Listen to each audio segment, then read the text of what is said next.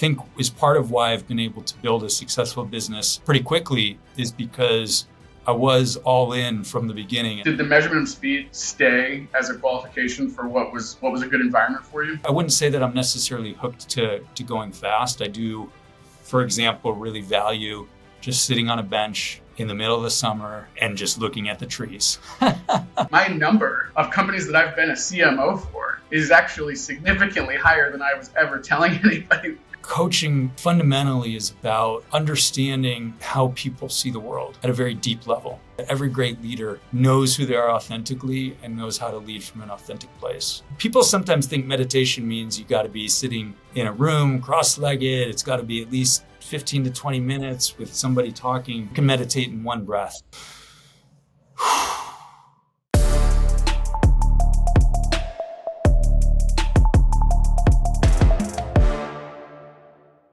Adam, welcome to True Experts. Thank you, Justin. I appreciate you having me. Great to be with you today. So let's dive deep. Let's go to the back of history. Kind of give us the synopsis of how did you get here? How did it start, and what was the journey and the path? You'd met me when I was a kid and said someday you were going to be an executive coach. I wouldn't have even known what you're talking about. When I was growing up, I thought I was going to be a doctor like my father, and through a variety of situations where I sort of learned more about what I was into and what I wasn't, I decided that medicine wasn't for me, and I started my professional work in the business place. Actually, it went all the way back to high school. I started a business building websites for local physician offices as people were learning about the World Wide Web and feeling like as a business, maybe they needed to have presence there. After college, I worked in management consulting initially, was in the room where big decisions were happening at these Fortune 500 companies. And even at that early of a time, I was feeling like I wanted to be in that room more. I felt strategy was really interesting. And so after business school, I worked at a Fortune 500 company in the Medtech space. I had roles in marketing, sales strategy, and corporate development doing M&A. And there were big decisions happening. The only problem was in the healthcare space, that industry moves very slowly. There's a lot of regulation, and when you make decisions, it can sometimes take a while for the impact of those decisions to play out. So I left that company and joined a small startup in the software space related to photography, and was really able to exercise that skill of decision making and seeing what happens, and then this is working, let's do more of that. This isn't working, let's change our approach. And I was sort of hooked on entrepreneurship and working at smaller growing businesses. And so after building that company to a 7-figure business, I got connected with a venture capital-based firm in Chicago in the B2B SaaS space, was a GM there to build out their SMB business, and then moved over to another software company in the commercial real estate space, helped them build out their operations department through a variety of circumstances that I'm happy to get into. Ended up being part of the small team that sold the business to private equity. The CEO left shortly after the deal closed and I was CEO. When the PE firm asked if I would be CEO, I said yes, but I want an executive coach. So that was, fast forward from when I was growing up, didn't know what executive coaching was. That was really the first time that I had an experience with an executive coach, and the experience blew me away. It was very different than I expected. I was expecting lots of Harvard Business Review articles and sort of tools and tactics, and this is how to think about strategy. And it was very different in a very refreshing and good way. It was transformative for me. And that's when I really started to get interested in coaching. I didn't make the leap at that point. I had one more role at a public company, helping them turn around 3 businesses. But while I was there, in the back of my mind, I was thinking, maybe I should be jumping to coaching. And I turned 40 at some point during that time. And then it was really like, let's sort of reevaluate where things are headed. I had loved people. I had loved coaching folks on the job. That was one of my favorite things that I did as a leader, was helping people develop and grow their skills as professionals. And so I decided I was ready to take the leap. That was about a year and a half ago. And I'm proud to say I now have a thriving executive coaching business, a lot of clients who I've worked with, a lot of interesting problems that I get to work on with CEOs, as well as the people who report into CEOs. So it's been a great journey. Nice. Was there a day that it clicked and you realized like this is my decision, or was it kind of a longer term decision? Like what was that time period like when realizing that's where you were going? It's a good question. It unfolded over time. So in the past, I've made big decisions without a lot of information, or I've made decisions with what I thought was a lot of information, but that's information that I gained through books and conversations. This time when I was thinking about getting into coaching, I like the idea, but am I really going to like it in reality? And so what I did to figure that out is I started coaching somebody. I asked a friend who I went to business school with if I could coach her, and she said yes, and I didn't charge her anything because I was just sort of figuring it out. But that was my first taste of coaching. And after that engagement wrapped up, I was getting ready to take on a couple of additional free clients. And the next 3 people I talked to said that they wanted to pay me. So within a month after finishing my first free client, I had 3 paid engagements. And those were all very fulfilling in different ways, working with leaders, but they each had very different problems. And so it was this sort of organic process of, working with one person and then 3 people. And then I got certified as a coach, and I really enjoyed that experience. And so at some point it was, I knew that it was the right decision, but in a much deeper way than most people make decisions. Like I really knew that it was the right decision for me. It wasn't a matter of if, it was a matter of when. And after I made the decision, I remember people saying to me, "Oh, that's really cool. You're starting your own business. If it doesn't work out, of course, you could always go back to your old job." And what they didn't know was like, I was already on the other side of that decision. Yeah. If I fell down, I wasn't going to run back to where I was. I was going to pick myself up and keep moving forward. And that, I think, is part of why I've been able to build a successful business pretty quickly, is because I was all in from the beginning. And I knew from the beginning that it was going to work, because if things weren't working, that would just be a problem that I needed to solve. It wouldn't be a stop sign that said I needed to go back to where I was. Totally.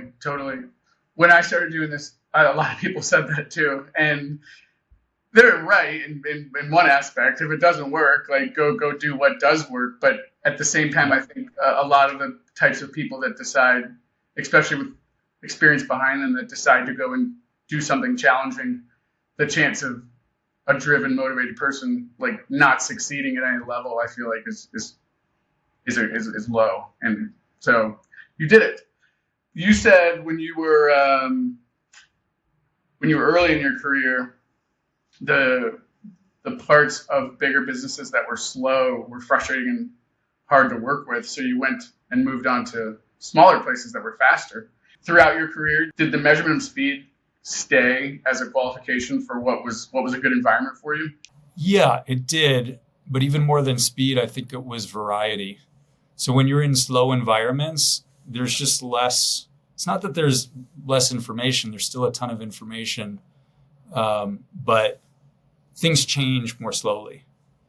And when things are changing more slowly, that's, to me, an experience that has less variety. So with speed comes faster change. With faster change comes a broader experience. And that was what I was really hooked on. It's what one of the things that drives me as a coach is the ability to work with different leaders in different industries on different problems, the ability to be growing my own business and working cross-functionally across all of those different disciplines, similar to what I did at other companies, but now I'm doing it for myself, which has its own differences to it.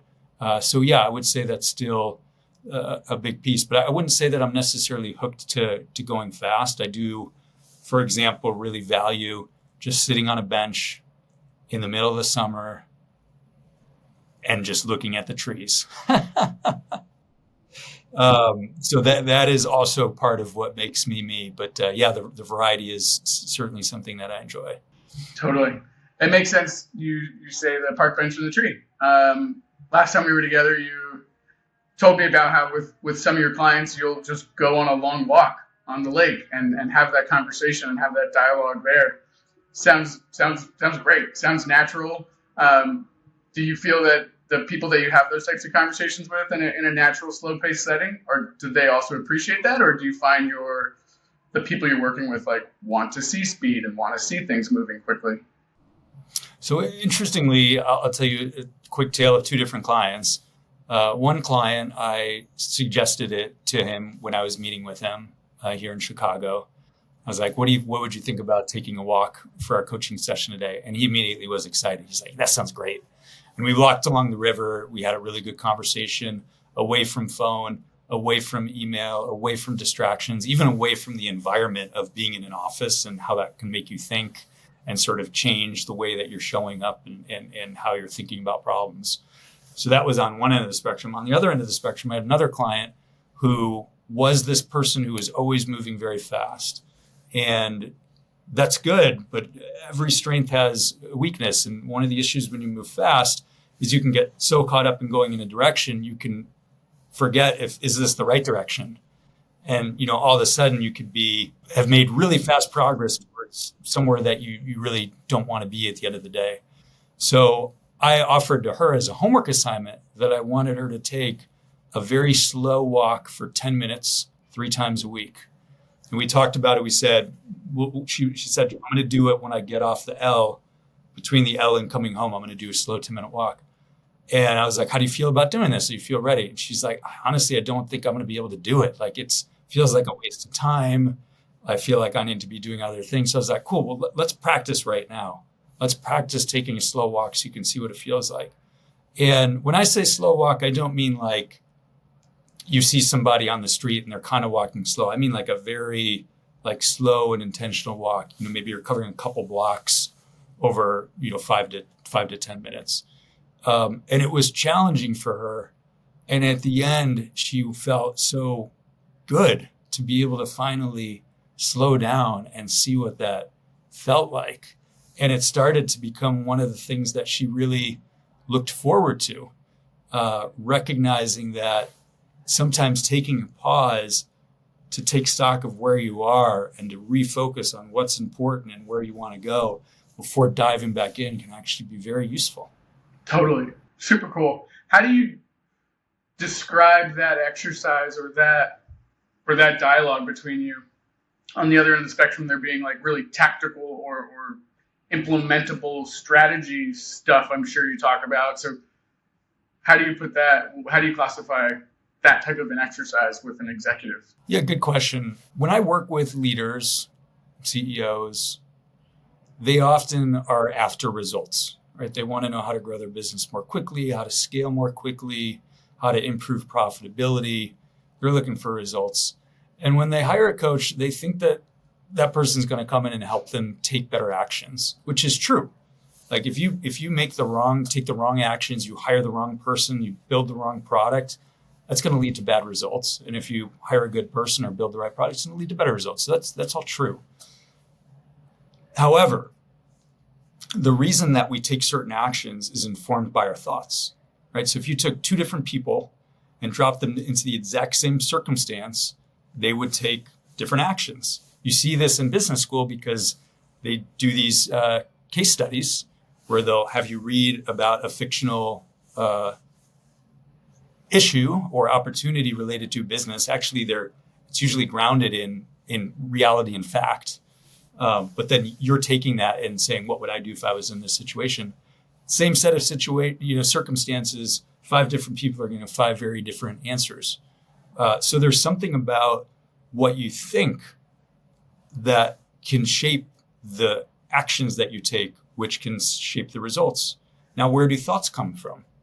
Thoughts are tied to feelings, right? So if you're in a good mood, think about how you interact with people, what you might say, what you might do, versus if you're in a bad mood, think about how you might interact with people, what you might say or do when you're on your own. It's very different. Like everybody has that experience. And so when I work with clients, I'm trying to help them understand that chain of results being caused by actions, actions being caused by thoughts, thoughts being caused by feelings, and ultimately all of that being caused a basis from your identity. It all stems from your identity, and help them understand that the deeper I work with them, the more leverage we have to change their results. So if we change their actions, we're only working with one slice of the pie. But if I can get into working with them on their thoughts or get into working with them on their feelings, they can see it's not only about making the right decision, they can actually see options that they couldn't see before, options that were invisible to them because of their perception of the world and what they notice and observe and feel is possible. Like I play around with all those things. So when I was working with this leader about walking slowly, it was an exercise about better decision making. It was an exercise about improving her results. I was just doing it at a deeper level. And it doesn't mean that I don't help people tactically. Like that same leader was having a difficult conversation with another employee, and we worked like very concretely through some frameworks of how do you show up in difficult conversations so that the other person can hear you, and how do you communicate well in those situations. So I talk about those things. I'm not saying that I don't go there, but when I have clients tell me this session has changed my life, or this coaching engagement is something that I'm going to remember for a long time. Sort of like what you were saying in the intro. We had a short conversation that had a really big impact on you.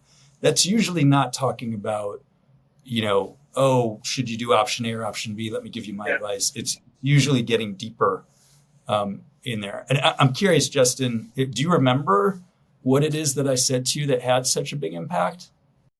So at first I asked, as you were describing all the things that you do as a coach and all the different places that you play in, and from board meetings to backyard walks, I was like, what gives you the right? And like, have you done all these things? Because I was in my head trying to calculate, like, this guy's got to be like 70 years old to have fit all these things in his career so far. And you were like, yeah, no, I've done all those things. Like, I've been in all those places. I have all this experience, and I can tell you those stories. And I was like, wow, he really has been in the trenches. And I'm way more going to really take the truth here. You then basically flipped and asked me the same question. And what gives me the right to do what I do? And my response was pretty lackluster. And you just asked a couple of questions that made me realize that, I've always had the confidence, which is why I do what I do. But when asked in less of a point blank way, what qualifies me and what are all the stories I have behind that, I realized like my number of companies that I've been a CMO for is actually significantly higher than I was ever telling anybody the moment before we had that conversation.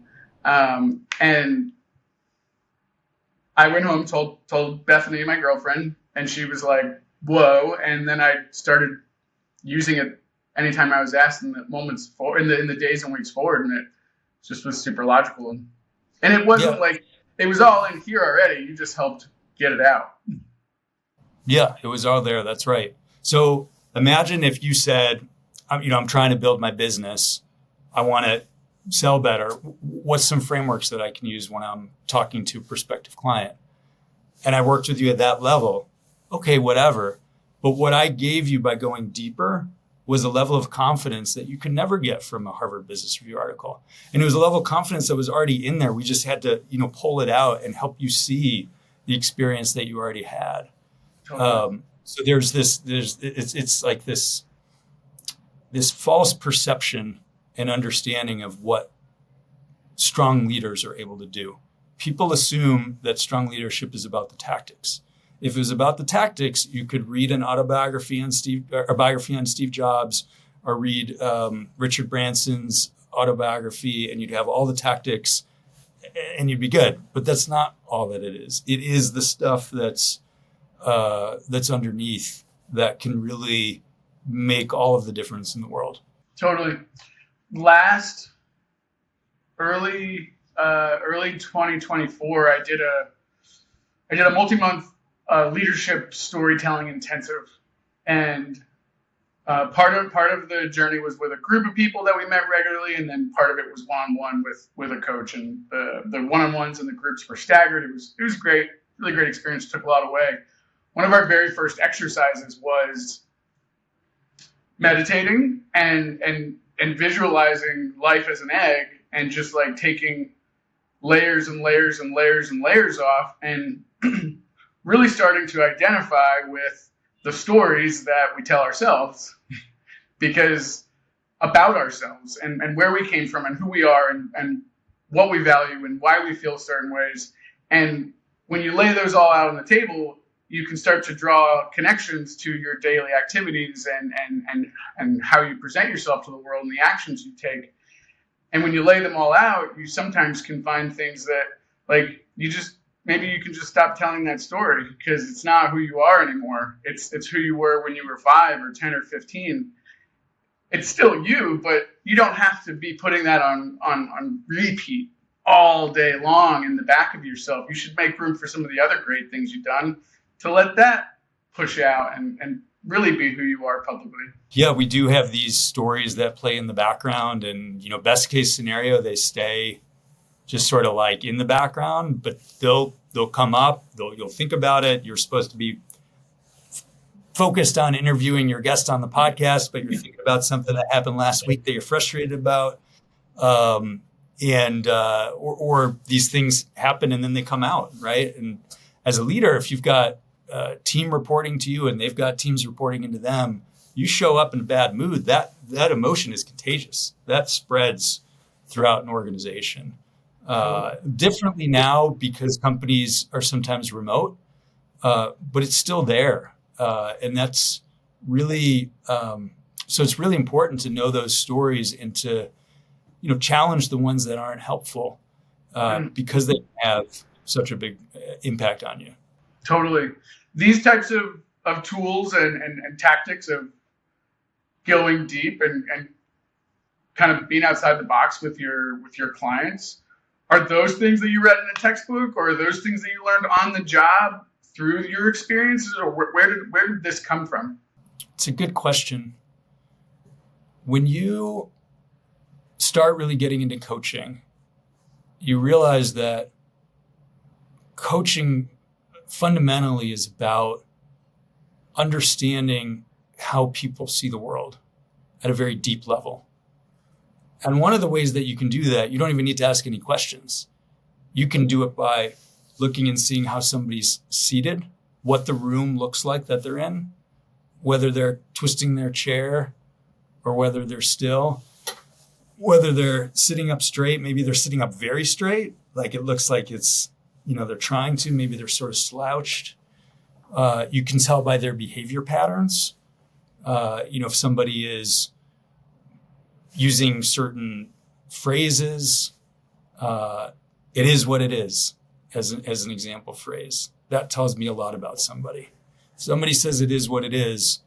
I immediately think this person probably has a diminished understanding of their agency in life. There's probably choices and decisions that they can be making that they're not making because they're saying it is what it is.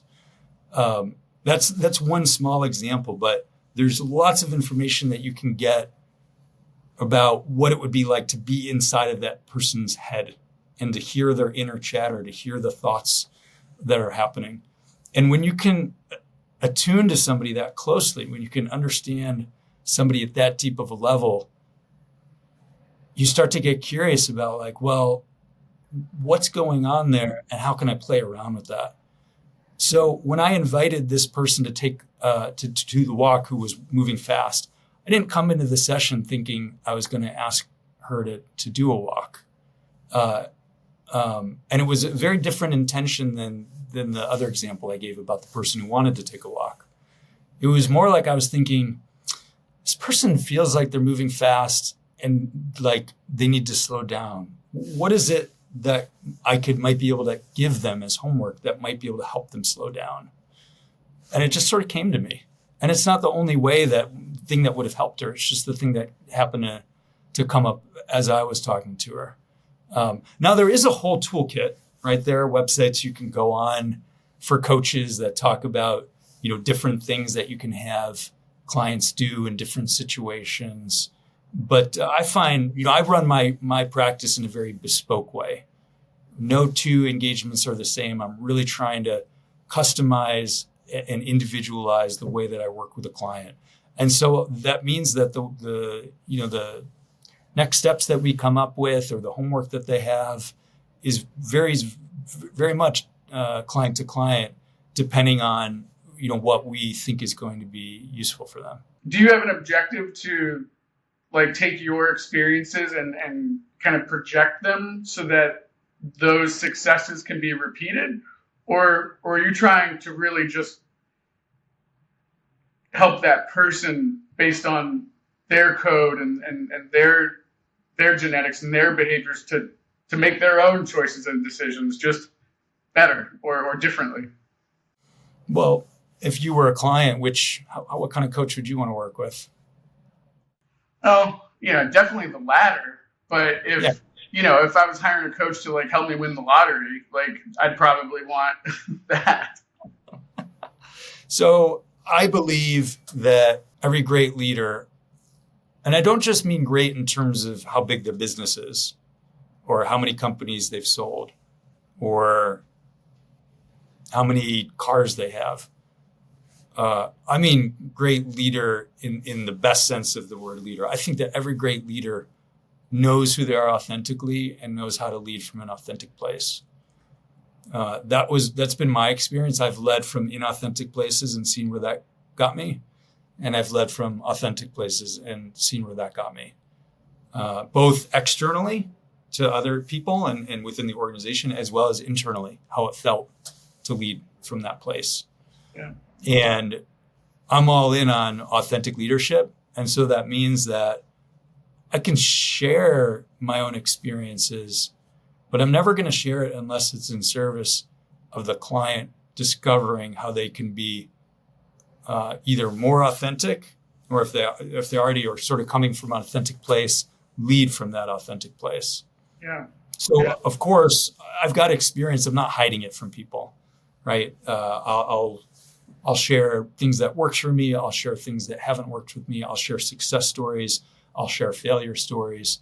But I'm never sharing them just to share them. And I'm certainly not sharing them because I'm trying to turn somebody into Adam 2.0 or mini-me Adam. Yeah. It's always coming from a place of, is this going to be helpful for me to tell the other person so that they can lead from their own sense of what leadership means to them? Totally. Do you find that are your clients? I mean, I'm going to assume that when you're meeting somebody, you're doing some sort of like scaling them up to come to an initial instant reaction conclusion of like, oh, I like this person. I think we could do well together. And then maybe, they ask it later. Do you find that people you work with get some of the things that you're trying to instill in them and they're feeling it very quickly? Or just sometimes can it take a while for somebody to feel that internal shift to push them somewhere else? Yeah, it depends. It varies based on the person who I'm talking to. Some people are sort of very set in their ways and are looking to grow their business, but they don't necessarily understand how the way that they show up can impact their business. And so they might be more defensive. They might be more protective of the way that they see the world and their views of the world. Going back to that example of like, it is what it is. Yeah. Some people, if I challenge that statement right away, they'll understand the limitations of how that can box them in. And other people will stand by it and fight. The inner narratives that we have, I don't know if they talked about this in your meditation experience, but the inner narratives that we have are typically formed at a very young age.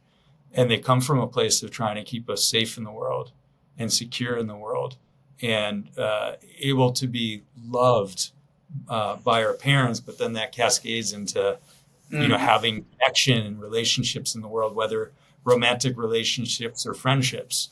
And so the wiring is very deep and it can be different for different people.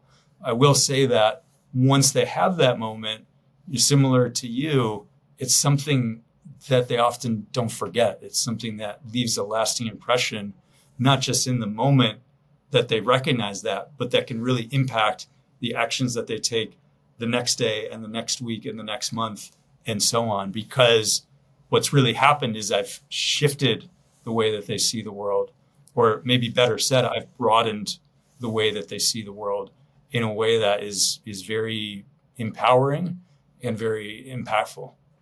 Yeah, totally. Cool.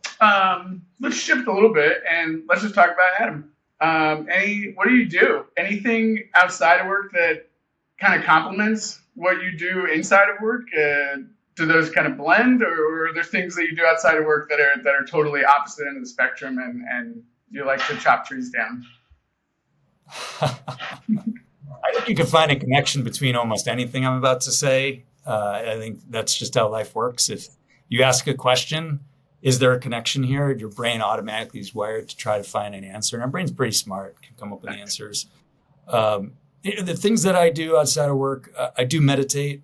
I'm not somebody who's meditating 7 days a week for an hour. I'm somebody who I have a regular practice. And when I catch myself moving quickly, feeling caught up in things, at the moment that I catch myself, I will meditate.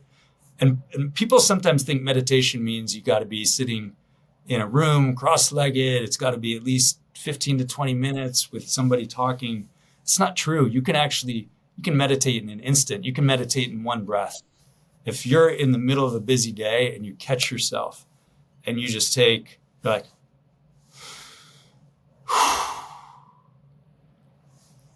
that can be a reset. Maybe I got time for 2 or 3 more breaths. Great. So in that sense, I have a regular meditation practice because I do take time to pause when I notice that a pause will be helpful. That's maybe something that is not necessarily unexpected, in the sense that when you see coaches, if you were to draw a Venn diagram with people who meditate, they're probably predisposed to have your meditation. Something on the other end of the spectrum that I think is cool, that I'm really excited about, is I'm going to be biking across the state of Iowa this summer. The RAGBRAI? Yeah, I'm doing RAGBRAI. Nice. So you know RAGBRAI. In case your listeners don't know, it's a large organized ride. There's tens of thousands of people who do it. The route is different every year. This year it's going to be about 400 miles. It's 7 days, and I'm doing that. I'm really excited about it. I can draw parallels to coaching, right? The one that I'll draw based on the conversation that we're having now is, I didn't used to see myself as a long distance biker. And there was a narrative, there was a story that was, I'm not that person. I knew long distance bikers growing up, actually, as a kid. We had a family friend who was a long distance biker. And I was like, oh, that's cool, but I'm not that person. At some point between then and now, I developed a new identity, not of a biker, but of somebody who can drop into new situations where you need to learn new skills and be able to successfully show up on the other side. The first time I did it was when I signed up for my first marathon. When I signed up for my first marathon, the longest I had run was 3 miles. People are like, why did you sign up for a marathon? Why not sign up for a 5K or sign up for a half? I was like, you know what? Because I thought it was really cool to sign up for a marathon, and it inspired me. And, however many months later, 5-6 months later, I ran my first marathon. So that's not the only time that's happened. It's happened many times in many different disciplines. Outside of fitness as well, I was an improv comedian in Chicago for many years. I was, I had a slot at Second City where I was performing with the team. So I've done it in different areas. Anyways, fast forward to now, I've been thinking it'd be really cool to bike across the country. And that idea has been in my head. And last year I was finally like, if I'm going to bike across the country, I got to figure out if I can bike to another city. So I biked to Milwaukee last year, 200-mile round trip ride. And then this year I was like, well, what's the next step? I'm going to ride across the state. So that's what I'm doing. But this is actually a stepping stone towards something else that I want to do, just because I think it'd be interesting to do. I think it'd be cool. I think I'll learn a lot about myself. I've been thinking that maybe I'll raise some money for a charity because it's sort of an inspiring thing to do. And maybe I can get other people inspired to, donate money towards a worthy cause. So yeah, that's something that I'm doing this summer, and there's parallels to coaching, but it's not like not doing it because I'm a coach, so I want to do something like that so to inspire my client. That's not it comes from an authentic place. It was something that authentically was inspiring and interesting to me. And last year I decided I was going to start taking the steps to turn it into reality. Awesome. Super cool. I used to cycle a pretty decent amount, and I got invited by a really good friend, one of the really good friends that got me into cycling. He invited me twice to do RAGBRAI. And both times I had just started a new corporate job. And RAGBRAI is not a thing that you just do on a Saturday.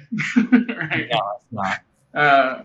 Since moving into the city, have found it increasingly more difficult to find a rhythm to get back on a bike in the city between the weather fluctuation swings and the amount of traffic that's out here compared to what I was used to when I was in Memphis. But maybe I'll see you out there someday. Yeah, if you decide you want to use this as impetus for getting back into biking, let me know. Well, I never had a desire to do a Tough Mudder until somebody asked me, and then it was like, well, yeah, now you have to do it. And I also never had the desire to jump into Lake Michigan until I got a text last night. I turned to Bethany, and I just was like grinning ear to ear, and she was like, "What?" And I was like, "I can't even tell you yet. I still have to emotionally digest what I'm about to do." I love that. I haven't emotionally digested it yet either. But I'm doing it. Yeah. Again, it's like part of my identity in some ways. But I'm super excited that you're doing it too. I think it's going to be a blast. Yeah. Heck yeah. I'm excited. Yeah. Does marketing and marketing topics ever come up between you and your clients directly? Not a ton. Typically, if I'm working with a CEO, they have a head of marketing. And the issues that we're talking about are a level up from that. Totally. They come up sometimes in my strategy offsites when I work with clients, talk about marketing, but more from a strategy perspective, like product market fit sort of thing. Mm-hmm. The place where it comes up a lot more actually is when I talk to other solopreneurs or small business owners. In those conversations, the CEO still has a heavy hand in that. Even if they've got a small team, you might have a team of 10 or 20 people and still be really deep into marketing and not just the strategy, but the tactics. There I find I talk about it quite a bit. Yeah, totally. Yeah, it's really not until I feel like, I don't know, 200 people, 200 to 300 people, teams that I see a really clear delineation between what the CEO is doing and thinking about all day, and it's not marketing. It depends on the CEO. The best CEOs, as they develop and build a team, will delegate the things either that they're not interested in or that they're not that good at. And if you have a CEO who is not interested in marketing and not good at marketing, you'll see a clear delineation even earlier than that. Yeah. I mean, I've seen it as early as 60 employees. But if somebody understands marketing, they like marketing, they're really good at marketing, they have strong opinions about marketing, yeah, they could definitely hold on to it for a while. Yeah, makes total sense.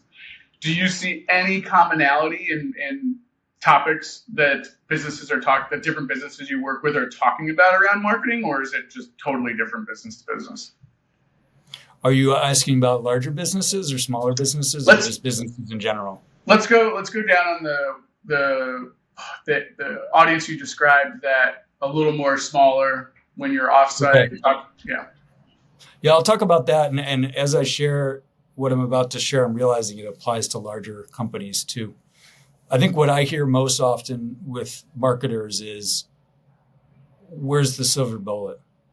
Like, what's the thing that I need to do that my competitor's doing that I'm missing? Or if I do it, everything's going to start working. That's what I hear most often.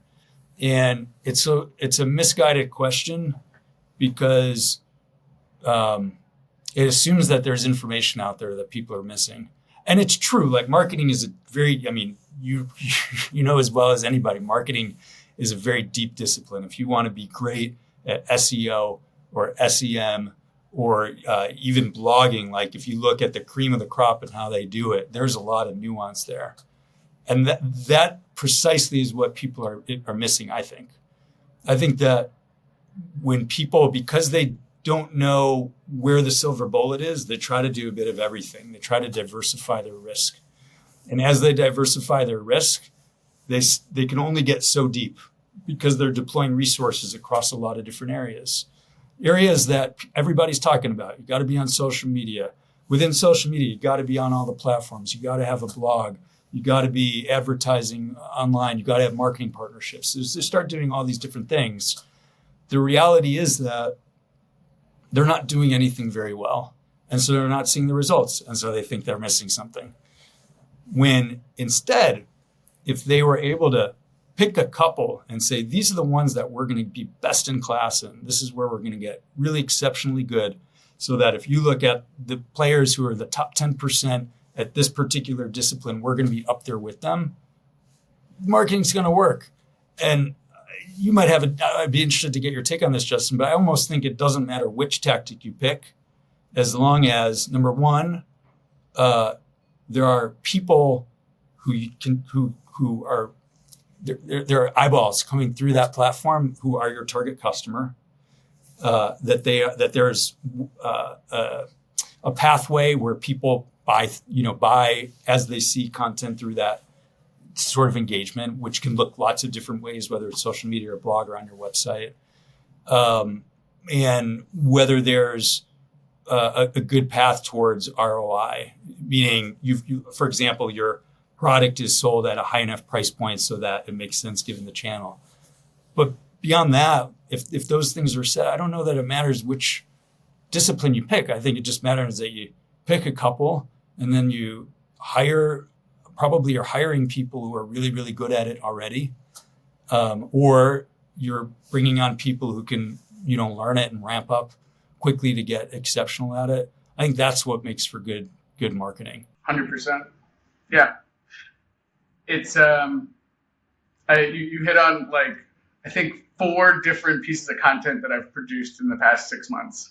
And the first blog I ever wrote when I started this business was, go look it up. It's Silver Bullet Marketing. Yes. Yeah. Doesn't exist. Okay. The core that you said that I completely agree with is vanity marketing I see this strategy or tactic being done in the marketplace, therefore my business needs to do it. And what's that one piece of information that I don't have, which is making this channel not successful? Well, when you're trying to do 12 different things at the same time and you haven't validated any of those 12 things to any amount of efficacy, you're just wasting time and money and energy. When if you honed in, really thought about those 12 and figured out what were the 2 most likely to come to fruition and to be able to build the infrastructure to have it come to fruition and play out, and pick those 2 and then put them in an order and just worked on one, it might take you 3 months, but you would have guaranteed that you gave every ounce of effort and resources to bring it to life. And that is drastically different than a scenario you're going to see if you try to do 12 things at once. And if it doesn't work, great. You've eliminated 1 out of the 12 things. Let's move on to number 2. And when it doesn't work, great. Let's move on to number 3. Eventually, you're going to find a way that works, a way that your mousetrap machine and your funnel with the loop-de-loop in it, it eventually will happen. And I just see so often businesses kind of being scatterbrained and all over the place and then not giving things enough time to come to fruition. Well, in reality, it didn't have enough juice behind it in the first place. And yeah, focus, prioritize, and get something done. Yeah. In other words, think of marketing as weightlifting. And it's like people are saying, I want a strong marketing funnel. I want to be able to lift 100-pound weights. But then they expect that they can go up to a machine without training and lift 100-pound weights. It's only when you put in the work over a long period of time that you understand this is exactly how I should position my body. I should do it in the morning instead of in the evening because of these factors. Maybe as you get, if you go even beyond that and start to get into really big weights, your diet starts to come into play, your sleep habits come into play. There's all these things that can help you lift greater and greater and greater weight so that you can, but you gotta put in the work, and without focus, you can't really get there. Totally. Yeah. Do you see that? Do you see that marketing problem of not having focus? Does that play out in other functions of the business, or does marketing just have this like unlimited amount of things one could focus on? It does play out in other areas of the business. I think some are more likely to have it play out than others. Product, for example, is one where it can happen if you're not careful, because your users are telling you what to do. Everybody at your company has an opinion. It's very easy to form an opinion because people are used to interfacing with products. And even if you're not on the product team, you're likely getting exposure to it pretty often. So I see it happen in product. I think in sales, it happens a little bit differently because there are a couple of ways of setting up a sales team that are sort of tried and true. But then there's debates on, what's the right sales framework or methodology to use in actually selling. Which CRM should we use? CRM is not really a great example, but I feel like it happens a little bit less in sales. It's not surprising that there's this scatterbrain approach, because if you think about people who are willing to start a company, there are often people who have ideas. There are often people who love starting new things, who get energized by starting new things. Mm-hmm. And so it's like you dig into marketing. Wow, there's all these things I could do. I could do ads and I could do this and that. And even as a business grows, those same people who had ideas continue to be idea people. And it's a place that they can jump to. It's a strength of theirs, but it's also a weakness, right? A strength is that they can come up with ideas. And ideas are the lifeblood of business. If you don't have an idea that can sell, you don't have a business. But if you have so many ideas that you can sell and you're trying to do all of them at the same time, that's not good either. You're gonna go out. That's why I'm going a little bit going to go in a little bit of a different area. But a lot of successful businesses will either be started by a couple of people, or the CEO as a single founder will eventually find somebody who can balance them out, so that anything that's a strength of theirs where unchecked could become a weakness, like coming up with ideas. But then if you come up with too many ideas and you execute on this weakness, they might find somebody who's really good at executing and comfortable with prioritizing and comfortable with, sort of staying focused on one thing, so that there can be some healthy tension between the two of them as they make decisions, and they can, sort of pull the strengths from each of them into a greater whole, the whole, 1 + 1 = 3 that people talk about. Totally. I went to a Montessori school, and I was allowed to just like choose my activity every day. Like I could do whatever. Yeah. I think when I then look at the rest of my life and all the things that I choose to do and how I've ended up in marketing, I think it all like plays together, because you can always be building something, and you can always be tinkering and optimizing. And all right, well, this has been really cool, Adam. Thanks for having this dialogue and conversation. This is the 4th episode that we've had of True Experts, and when I came up with the concept of True Experts, it gave me something to sort of be able to rest on with a theme, and it kind of made my selection criteria easier. This is now the 4th episode, and we yet to really actually talk about that stuff, because it's almost just not worth talking about. It's more just like, let's just talk, and you are who you are, and I think you're great at it. And thanks for spending the time here today. It was cool to learn more about you and how you think and what you do and how you're pushing the world forward. So If anybody wanted to connect with you, what would be the best way for them to find you and get in touch? Yeah, thanks for asking. They can go to my website, which is www.clearpath.group. And they can find me on LinkedIn. The slug right after the URL is Adam Birnbaum, which I'm assuming you can provide the spelling to your guests. But I'm happy to connect with your listeners if I could be helpful, or if they're interested in learning more about what coaching is and whether coaching might be able to be supportive to them. Or if they want to talk about biking or jumping into Lake Michigan, I'm happy to talk about that too. Totally. There'll for sure be some photos that will come out of us jumping into a frigid Lake Michigan together soon. Oh, awesome. Everybody else that's watching, listening, thanks for tuning in. Hope you enjoyed Adam. And we'll see you next time on True Experts. Thank you. Thank you, Justin. Bye.